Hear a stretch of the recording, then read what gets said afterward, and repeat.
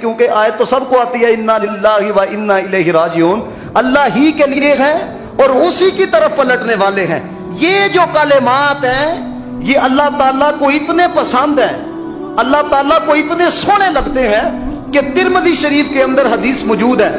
हजरत जनाब मोहम्मद मुस्तफ़ा अलैहिस्सलातु वस्सलाम ने इरशाद फरमाया कि जब किसी शख्स का बेटा फोत होता है, बच्चा फोत होता है, तो अल्लाह ताला फरिश्तों से ये कहता है कि तुमने मेरे बंदे के बच्चे की रूह को कब्ज़ किया है? तो फरिश्ते अर्ज करते हैं हाँ मौला हमने कब्ज़ किया है। तो अल्लाह ताला फरमाता है तुमने मेरे बंदे के दिल का फल लिया है? देखो ना पुत्र, दिल का फल ही होता है, दिल का टुकड़ा ही होता है। तो फरिश्ते अर्ज ये करते हैं हाँ मौला हमने लिया है।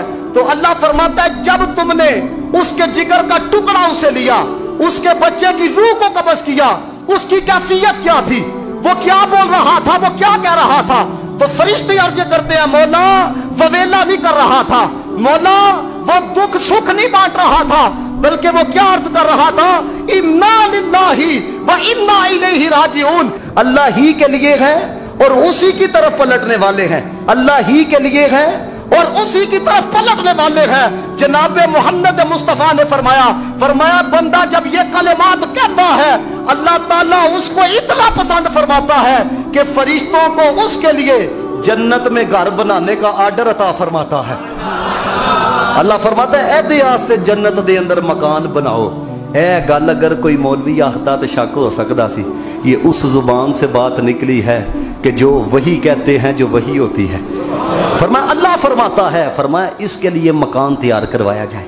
एक ये है कि जब भी कोई तकलीफ आ जाए ववेला ना किया जाए, जब भी कोई तकलीफ आ जाए रोना टपना ना किया जाए, बल्कि क्या कहा जाए, सारे बोलो इन्ना लिल्लाहि व इन्ना इलैहि राजिऊन। अब देखें किसी को अल्लाह ताला खौफ के साथ आजमाता है, किसी को अल्लाह ताला भूख के साथ आजमाता है, किसी को अल्लाह ताला जानों की कमी के साथ आजमाता है, किसी तो अल्लाह ताला माल की कमी के साथ आजमाता है, किसी को फलों की कमी के साथ आजमाता है। अब ये चीज़ें हैं।